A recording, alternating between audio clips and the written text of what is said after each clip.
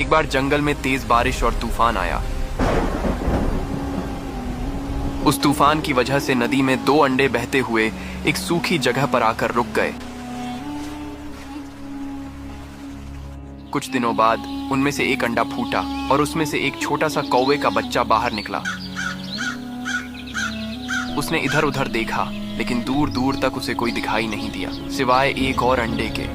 वो उदास होकर उसी अंडे से चिपक कर भूखा प्यासा बैठा रहा। कुछ दिनों बाद दूसरा अंडा भी फूटा और उसमें से एक नन्ही गौरैया का बच्चा बाहर निकला। नया दोस्त पाकर कौवे का बच्चा बहुत खुश हो गया। अब दोनों साथ साथ रहते। तुम कौन हो? मैं एक प्रवासी हूँ। तुम यहीं से निकले हो? हाँ, इस अंडे से। वो पेड़ क्या है? वो एक बड़ा पेड़ है। चलो साथ में चलते हैं। हाँ, ये जगह अनोखी है।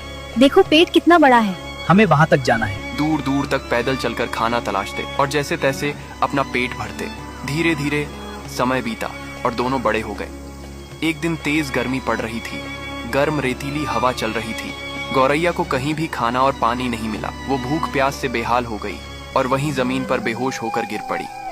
उसकी सांसें लगभग थम सी गई थीं। तभी कौवा उसे ढूंढता हुआ वहां पहुंचा। उसने उसे उठाने की कोशिश की, लेकिन वो बेजान सी पड़ी थी। कौवा उसे तुरंत उठाकर एक पेड़ की छाया में ले गया।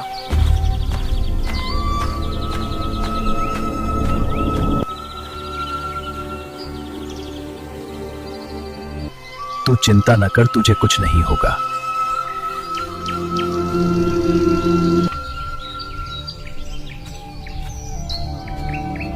और पास के तालाब से पेड़ के पत्ते में पानी भर कर लाया। उसने धीरे धीरे पानी गौरैया के मुंह पर डाला। कुछ ही देर में गौरैया को होश आने लगा। फिर कौवा तालाब के पास गया, मिट्टी खोदकर कुछ केंचुए निकाले और उसे खिलाया।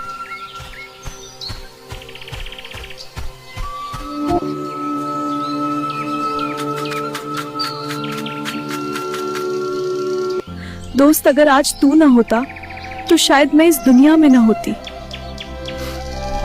अरे पागल, दोस्त होते ही हैं मुसीबत में काम आने के लिए। उन दोनों का उनके सिवा कोई नहीं था। कौवा अपनी दोस्त गौरैया को बहुत मानता था।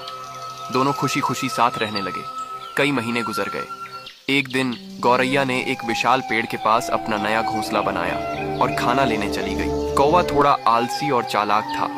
वो गौरैया के नए घोंसले में रहने लगा। अरे वाह, कितना कमाल का घर बनाया है दोस्त गौरैया ने। मगर उसने बताया नहीं। ओह, लगता है सरप्राइज देना चाहती होगी। जब गौरैया वापस आई और उसने कौवे को अपने घोंसले में बैठा देखा तो वो गुस्से में भला बुरा कहने लगी। ये मेरा घोंसला है कौवे, बिना पूछे यहाँ रहने की हिम्मत कैसे हुई तुम्हारी?